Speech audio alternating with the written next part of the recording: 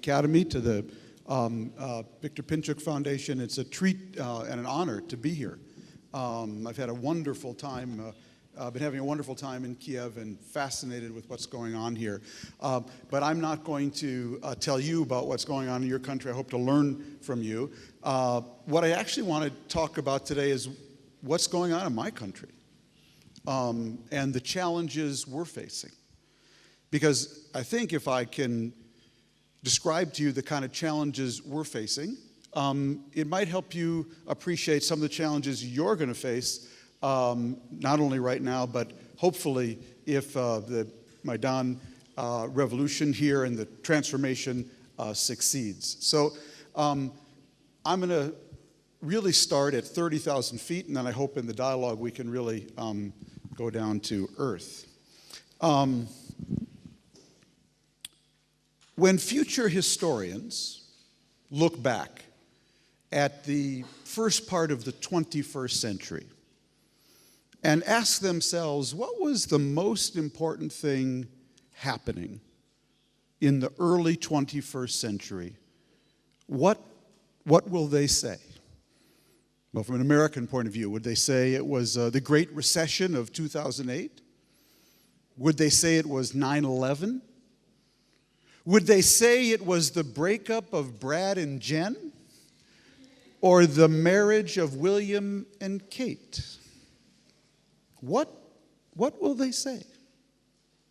Well, I would argue that what future historians will say is that the biggest thing to happen in the early 21st century was actually the merger of globalization and the IT, the information technology revolution. The two really merged in the early 21st century. So more and more IT brought more and more globalization. More and more globalization brought more and more IT. And what actually happened while you were sleeping is that the world didn't just get connected. It got hyper-connected. Yeah, something really big has happened in the world's plumbing and wiring in just the last 10 years.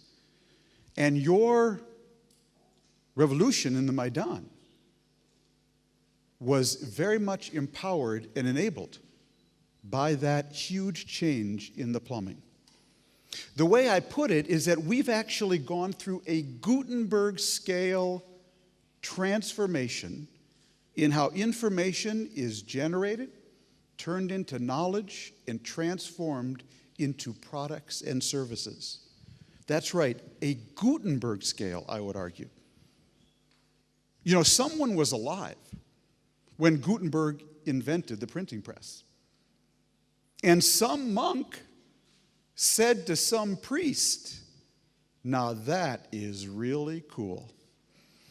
I don't have to write all this stuff out longhand anymore. We're just going to stamp it out. That is really cool."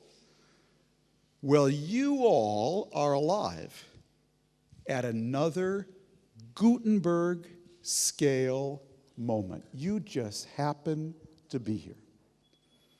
Now, I know a little about this, or presume to, because back in 2004, I sat down and wrote a book about how the world was getting connected. And that book was called The World is Flat. And the argument of that book was that four things converged in the early 21st century to flatten the world in the technological sense. And very quickly they were first the invention of the PC, the personal computer. And what the PC allowed was for individuals for the first time in the history of the world to create their own content in digital form. Now, individuals have been creating their own content ever since cavemen and cave women drew on cave walls. But with the PC, for the first time, individuals could create their own content, words, photo, data, spreadsheets, music, video, in digital form, in the form of bits and bytes. And when your content was creatable in digital form, it could be manipulated in so many more ways. and sent so many more places. That invention happened to coincide, didn't have to, but it did, with something called the internet, which allowed me not only to create my own content digitally, but then send it anywhere in the world virtually for free. And that coincided with the emergence of something called workflow software. That's all those protocols, HTML, HTTP, XML, SOAP, AJAX. You don't need to know what they mean, but what they allowed was for me to collaborate on my digital content with you and your digital content, with me sitting in Washington, D.C., and you sitting in Kyiv or anywhere else. And that happened to coincide with, didn't have to, with something called Google and search, which allowed me to very efficiently search my content and yours to enhance collaboration. So back in 2004, I basically argued that those four things converged and created a platform where more people could compete, connect, and collaborate on more different things in more ways for less money with greater ease from more different places than ever before. Hence, the world is flat. Now, had I been a more honest man, I actually would have called the book The World is Flattening. Because the truth is that platform in 2004 only was accessed by about 1 billion people. But I wasn't a more honest man. And the book would not have sold 4.5 million copies in 42 languages had it been called The World is Flattening. But I had a sense of where it was going. In 2011, 7 years later, I sat down with my friend, Professor Michael Mandelbaum from Johns Hopkins University, to write a new book about America called That Used to Be Us: How America Lost Its Way in the World It Invented and How We Can Come Back, because I've been very worried about my country. Now, the first thing I did when I sat down to write this new book was go back and get the first edition of The World is Flat off my bookshelf, just to remind myself what I had written. I opened it to the index in the back. I looked under A, B, C, D, E, F, F, A, C, F, A, C, E. Facebook wasn't in it. Yeah.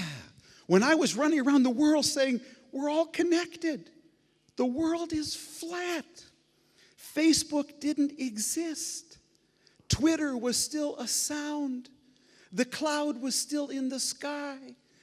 4G was a parking place. LinkedIn was a prison. Applications were what you sent to college. Big data was a rap star. And Skype was a typographical error. Yeah. I love doing that, Thomas. Can I do that again? Okay. All of that happened, friends, in just the last 8-9 years after I wrote The World is Flat. What does that tell you? Oh, that tells you something really big happened in the plumbing. The world went from connected to hyper-connected, and from interconnected to interdependent. And it is changing every job, every industry, every economy, every school. You are living it, breathing it, but nobody is explaining it to you. And that's what we're going to do here this afternoon. So think what happened to make the world hyper-connected. Well, let's go back to think what made the world connected, what made it flat. My ability to create my own content went from the PC, from the personal computer, to the very personal computer, to the smartphone.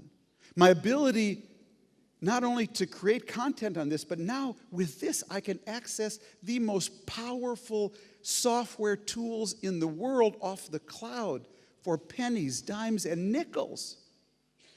So my ability to author content has exploded. My ability to transfer that content went from the internet to broadband and wireless. Now I can send it from so many more places to so many more places. My ability to collaborate on this content went from HTML and HTTP to crowdfunding, crowdsourcing, Facebook, Twitter, Quirky, Indiegogo, Kickstarter. My ability to collaborate has exploded. And my ability to search went from Google to big data. So if you think of all four things that made the world flat, they have all exponentially increased in power in just the last 8-9 years. And friends, here's what's really scary. You have not seen anything yet.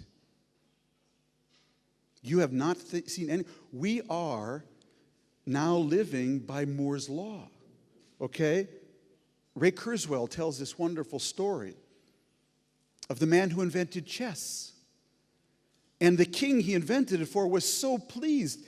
He said, I love this game. What can I do to reward you? And the man said, all I want, Your Highness, is to feed my family. And the king said, it shall be done. What would you like? He said, I'd just like you to take one kernel of rice, put it on one square of my chessboard, and then double it each square. So put 1 on the first square, 2 on the second, 4 on the next, 8 on the next. The king said, it shall be done. Not realizing that when you double something 64 times, the number you get is 18 quintillion, which is more rice than exists in the whole world. We just entered the second half of that chessboard, where the doubling starts to produce some very big numbers. So that's what's going on in the plumbing. Now, what are the signs of this? Because I see signs of this move from connected to hyper-connected everywhere I go. I get to travel a lot in my job, and I love collecting newspapers. I was in New Delhi in October 30, 2010, and there was a story in the Hindustan Times that day on the front page, and it reported the following, that a Nepali telecommunications company had just started providing 3G, third-generation mobile network service, at the summit of Mount Everest, the world's tallest mountain. The story said this would allow thousands of climbers and trekkers who throng the region every year access to high-speed internet and video calls using their mobile phones from the top of Mount Everest. Do you know how many phone calls are being made from the top of Mount Everest right now that begin, Mom, you'll never guess where I'm calling you from? That's the hyper-connected world. Here's the hyper-connected world.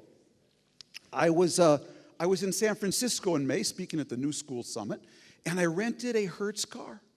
And in the middle of the summit, all my plans changed. I had to change where I was going to drop the car off, when I was going to drop the car off. I thought it was pretty complicated. I called 1-800-HERTZ, and I got the automated, artificially intelligent voice on the line that said, give me your reservation number. And then I did, and then I waited for the voice to say, now please stay on the line. A Hertz representative will be with you shortly. Your call may be recorded for quality purposes. I never got the Hertz representative. I did the entire complex interaction with artificial intelligence. I made a mental note to tell my girls, you might not want to think about being a Hertz service representative when you grow up. No problem, I get to travel a lot. I just completed a documentary actually on climate change and the Arab Spring for Showtime. I was in Yemen, I flew to London Heathrow Airport, standing in line at the passport line at Heathrow, and the man in front of me recognized me, had read The World is Flat. He turned around, we started talking. He said, what do you do? I said, what do you do? I interview people wherever I go. He said, what do I do? He said, I'm in the software business. I said, software? I love software. What kind of software do you make? He said, our software is designed to make every lawyer obsolete. Usually gets a big applause in America. The company is called Neota Logic. It's part of a new strain of software called Expert Systems. And basically, it is doing for the legal profession what TurboTax did for accounting. Neotologic hopes to identify the chunk of business that clients need that lawyers charge for, but which can actually be done by software now. It's TurboTax for the legal profession. The company's website actually had one comment on it when I looked at it. A lawyer was complaining that this technology couldn't read between the lines or hold hands and wipe away tears. To which Neotologic posted an answer, "You will surely see a press release when we can." Note to the girls, my girls, you might not be that interested in going to law school. No problem. I picked up the Daily Beast a few weeks later. I read there that big story on robotics, that in the last 20 years, the number of blue-collar factory jobs in America has gone from 16.4 million to 11.9 million as robots, machines, automation, and software have replaced all these blue-collar jobs. But what really struck me was the story said that this is really expanding. There's now a robot company called Willow Garage that has robots that can fold laundry and pour beer. The French firm Robosoft showcased robots that monitor elderly patients. Italian and Swedish firms offered robotic landscapers. A Japanese company unveiled a new robot teacher. And South Korea now has a robot that assists firefighters and provides basic child care. Message to the kids: might not think about being a landscaper when you grow up. You know, the joke in America of the modern American factory just has 2 employees today, a man and a dog. The man is there to feed the dog, and the dog is there to keep the man away from the machines, okay? That's also the hyper-connected world. That's where this is going. We have a company in America, a juice company, called Jamba Juice. Those of you who've been to America, you may have tasted Jamba Juice. There's one at 53rd and Lexington in New York. Jamba Juice plugs its employment software into the Weather Channel every morning. And depending on each degree that the weather is going to get hotter or colder, this software cuts 15 minutes or adds 15 minutes to the working hour of every employee. It also tracks how much juice you sell on your time at the counter. And when the weather goes up and they have to add 15 minutes, they give it to people whose workload, who sold the most juice during their 15-minute increments. Message to the girls: you might not want to consider a career at Jamba Juice. But that's how they're using big data. All of these are indications, friends, of the hyper-connected world. So what is it telling us? Well, the first thing it's telling us, and you know this from your own experience here in Kyiv, it's great to be a consumer in this world. It is great to be a consumer. I can on Amazon.com and get the oldest history book about Ukraine, anything I want. And it'll be delivered to my house the next day, and they're even testing now whether they can deliver it by a drone. What a fantastic world. I can get my pharmaceuticals, my pants, my shirts, my shoes, my underwear, your kids' tennis shoes. It's a great world to be a consumer in.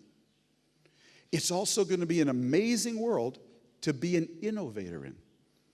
You in Kyiv today can start a global company overnight. Overnight, thanks to this system. I've written about people in America who have started companies by renting out their spare bedroom on Airbnb, doing a little driving for Lyft or Uber. You can start a global company overnight. This is amazing. It's going to be a great world to be an entrepreneur in. It's going to be a terrible world to be a leader in. Terrible world to be a leader in, for 2 reasons. The first is that every leader today, whether you are a college president, a minister in this government or in my government, whether you're a newspaper columnist, Every leader today is in a two-way conversation. The days of only one man in the world, two men in the world, think they now have a one-way conversation. Their names are Putin and Erdogan, okay? Everyone else understands that in this world, to be a leader means you have to be in a two-way conversation. Twitter, Facebook, WhatsApp. You are going to hear from people, and you're going to hear from them all the time, 24/7. The day of one-way conversations are over. Now, this can get very unhealthy because, when the future archaeologists dig up 1,000 years from now, when they dig up Washington, D.C., and they reach the layer 2012, they're going to find something very puzzling. They're going to discover, archaeologists 1,000 years from now, that the President of the United States Chief of Staff, arguably the second most powerful man in America, arguably the second most powerful man in the world, voluntarily quit his job to run for mayor of Chicago. Oh, future archaeologists, they will scratch their heads. They will say, did the advisor of Caesar in Rome ever leave Rome to run to be mayor of Carthage? What must have been going on in Washington, D.C., that the second most powerful man would walk out the door to run for, not get, mayor of a Midwestern town? I tell you what was going on. It's no fun to be a leader in Washington, D.C. today. Our system is paralyzed. You see, our founding fathers did not believe in direct democracy. They thought it was dangerous. They believed in representative democracy. Actually, they believed something even more restrictive. They believed that only white men should be representative. But they thought the will of the people should be filtered through representatives. So we set up a representative democracy. Well, what the flattening of the world is doing with Twitter, Facebook, WhatsApp, is creating direct democracy. We have every congressman in Washington walking around now checking his Twitter feed, among other things. Our Congress today is so much like American Idol, you cannot believe it. Okay. The difference between American Idol and our Congress is very, very little. It's going to be a very difficult world to be a leader in. It's also going to be a very difficult world to be a leader in because it's going to be a very difficult world to be a worker in. And who will tell the people? Oh, that's not going to be fun. Because the single most important socioeconomic fact of the hyper-connecting of the world, the thing that's affecting me and you and your kids and your parents, is that in this hyper-connected world, in the labor market, average is officially over. Average is over.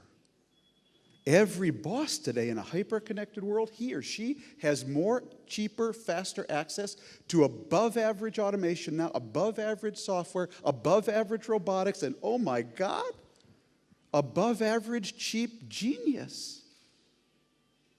Average is officially over. We have a saying in Texas, if all you ever do is all you've ever done, all you'll ever get is all you ever got. That is N.A., no longer applicable. If all you ever do now is all you've ever done, all you'll ever get is not all you ever got. You will get below average.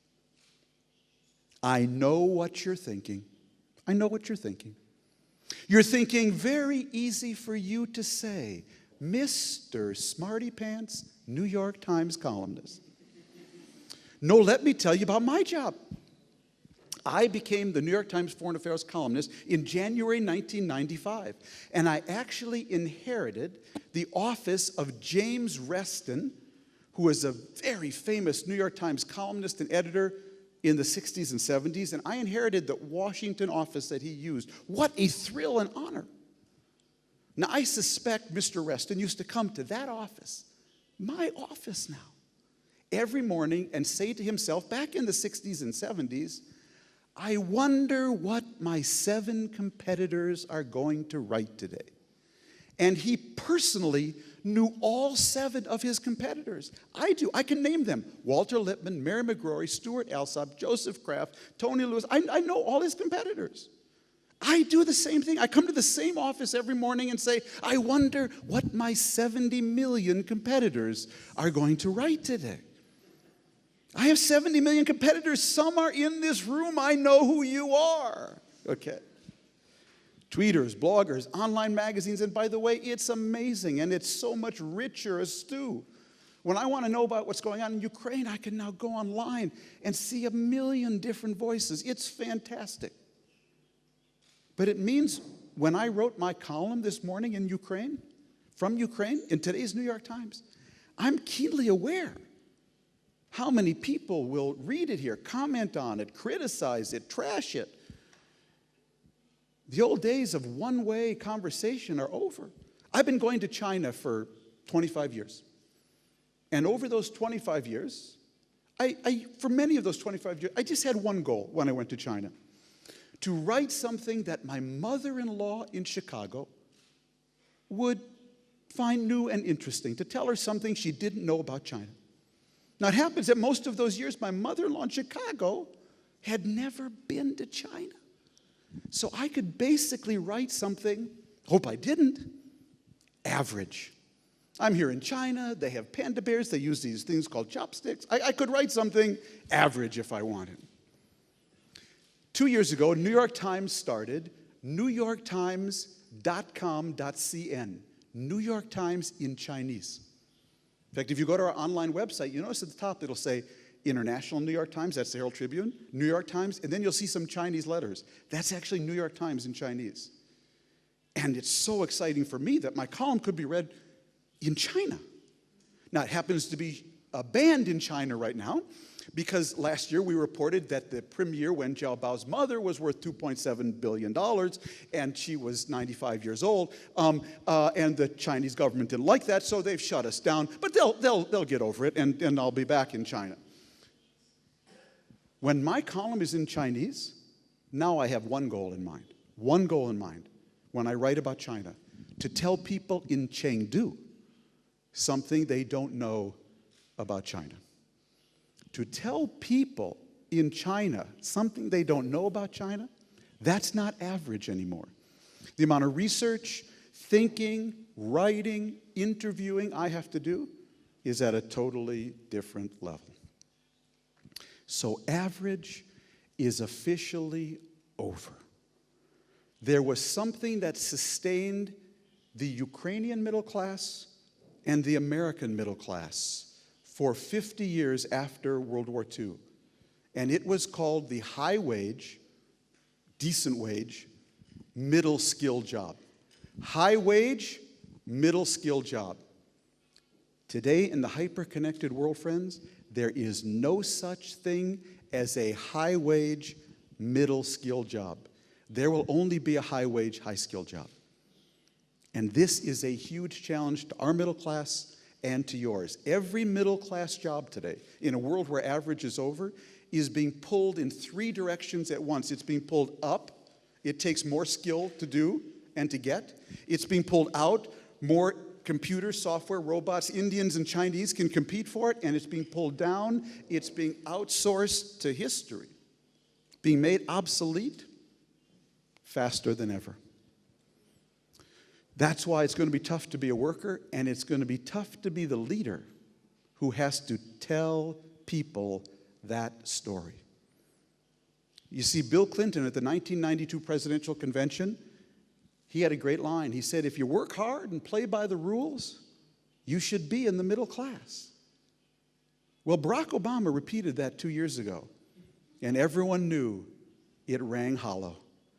Today, you have to work harder, relearn quicker, retool more often, rewrite the rules, and you can be in the middle class. And that is a source of enormous economic and political strain. So where are we? What's going on?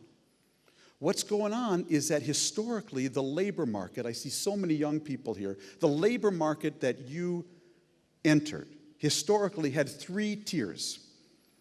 The first tier was called non-routine work. And you all wanted to be non-routine.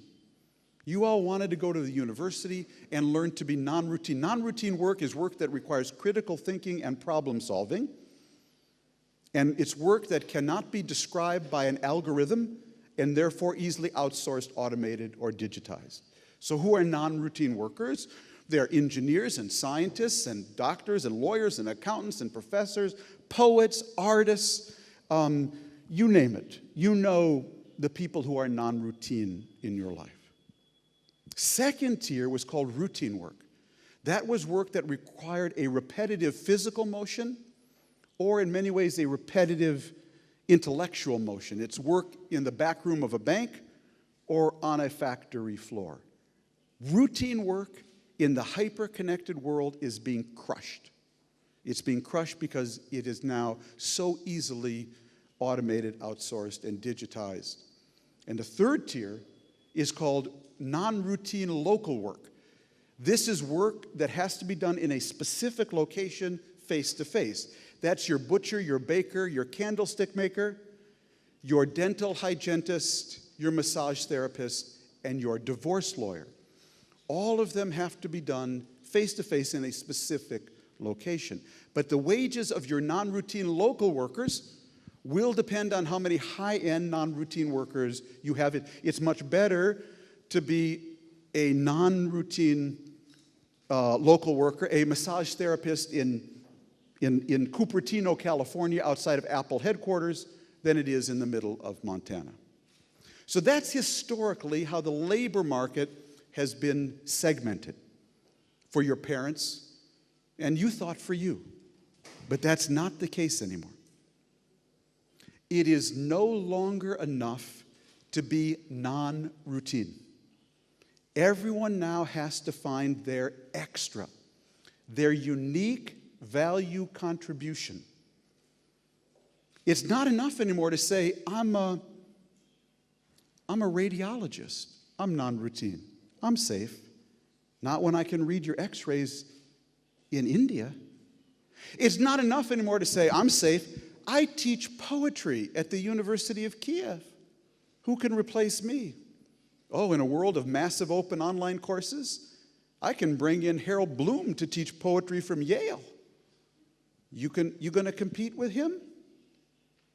Not enough for me to say, hey, I'm a columnist at the New York Times. I'm non-routine. You got to be creative non-routine now. You got to bring something extra. Not enough to say, I'm a lawyer. I'm non-routine. No, you got to be a creative lawyer. Not enough to say, I'm an accountant. I'm non-routine. No, you got to be a creative accountant. Well, not a creative accountant, but I mean, we got enough of those, but you know what I mean. Everyone has to find their extra, their unique value contribution to justify why you should be hired, why you should be promoted, why you should be retained.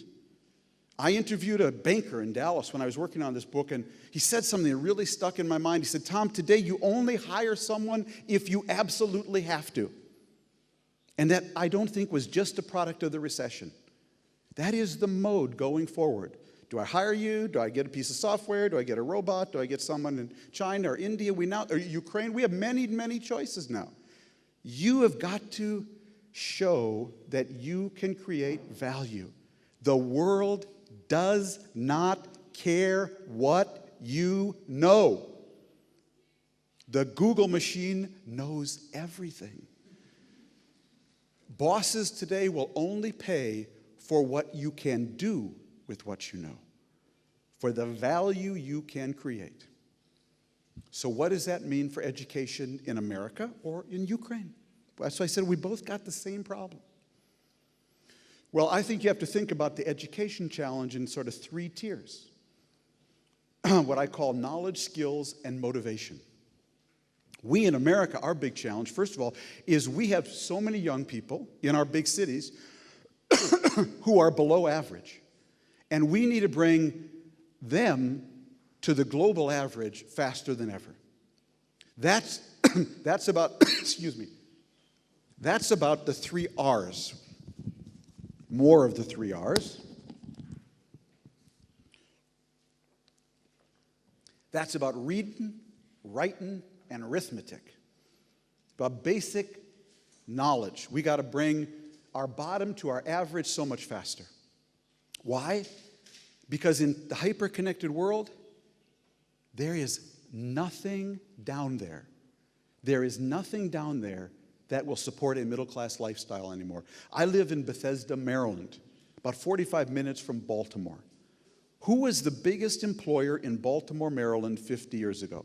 A company called Bethlehem Steel.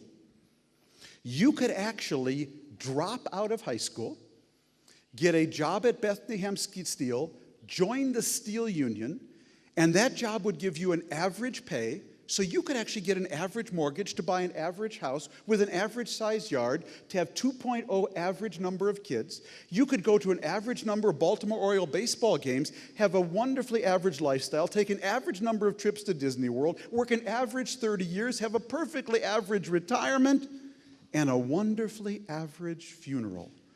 All as a high school dropout.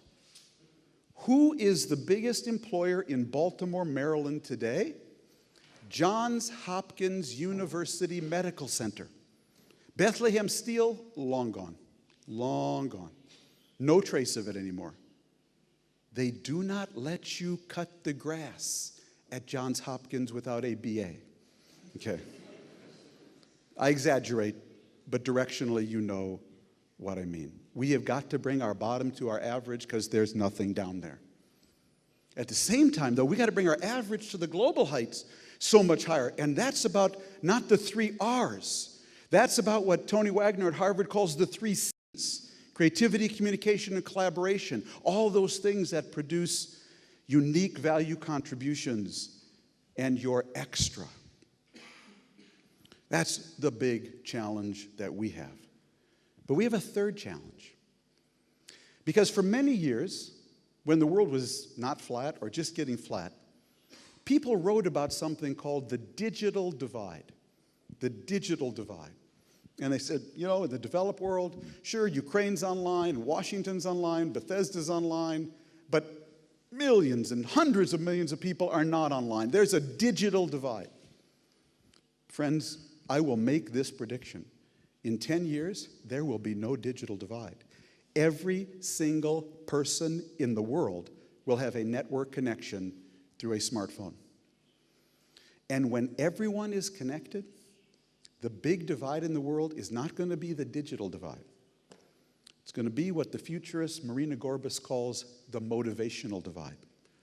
Who has the motivation, the grit, the persistence to take advantage of the technologies that are now out there and available to everyone and make a life or a career out of it? If you are not inspiring, as part of your education system, grit, persistence, and self-motivation in a world where the tools will be available to everyone and the only question will be, if it's not happening, it's because you're not doing it, then your education system won't be complete. Well, let me finish, if I haven't scared the daylights out of you yet, by preempting the first question. Let me preempt the first question. And the question I always get from people is, you referred, Mr. Friedman, to your kids. What do you tell your own kids? Think how miserable it would be to be my kid, okay? I mean, who has to listen to all this. But here's what I tell my kids. I have 5 pieces of advice in how to thrive in this hyper-connected world. First piece of advice, think like an immigrant. Think like a new immigrant all the time. How does the new immigrant think? The new immigrant thinks, I just showed up here in Kyiv, And there's no legacy spot waiting for me at the Diplomatic Academy. I better figure out what's going on in this town and pursue the opportunities with more energy, focus, and vigor than anybody else. I have an Armenian friend in America who says to me all the time, Tom, new immigrants are paranoid optimists. They're optimists because they came from somewhere bad to somewhere they thought would be better, but they are paranoid all the time that it can be taken away from them. Think like an immigrant, because today we are all new immigrants to the hyper-connected world. Second, think like an artisan. Who is the artisan? The artisan was that person in Kyiv or Bethesda who, before mass manufacturing, before factories, created every item individually. Every shoe, every fork, every spoon, every plate, every table, every chair, every chandelier, every stirrup, every saddle, the artisan made individually. And what did the best artisans do?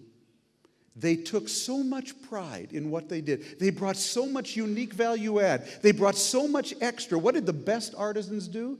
They carved their initials into their work. Do your job every day as if you brought so much extra. You want to carve your initials into it at the end of the day. No one will take away that job. No machine, robot, or piece of software. Third, always be in beta. This is an idea I got from Reid Hoffman, the founder of LinkedIn. You know, Reid likes to say in Silicon Valley, there's only one four-letter word. There's only one four-letter word. Actually, it isn't 4 letters, but it does start with F. And that word is finished. Finished. If you ever think of yourself as finished, you are really finished. Reid's motto is always be in beta. What is beta? Beta is that state in the development of a technology or new software where it's about 85% done. They throw it over the wall into the community. They test it. They find the holes. They find the mistakes. They throw it back. You fix it. Throw it back over the wall again. Always be in beta. Always see yourself as a work in progress, learning, relearning, re-engineering yourself. Never think of yourself as finished, because if you think of yourself as finished, you are truly finished. Fourth, in my view, always remember this formula. PQ plus CQ is always greater than IQ.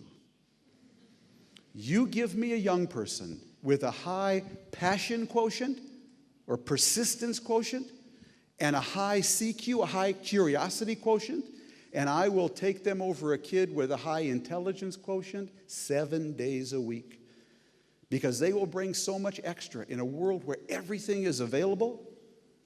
That is the person that you want in a world where motivation is going to be so important, where the world doesn't care what you know.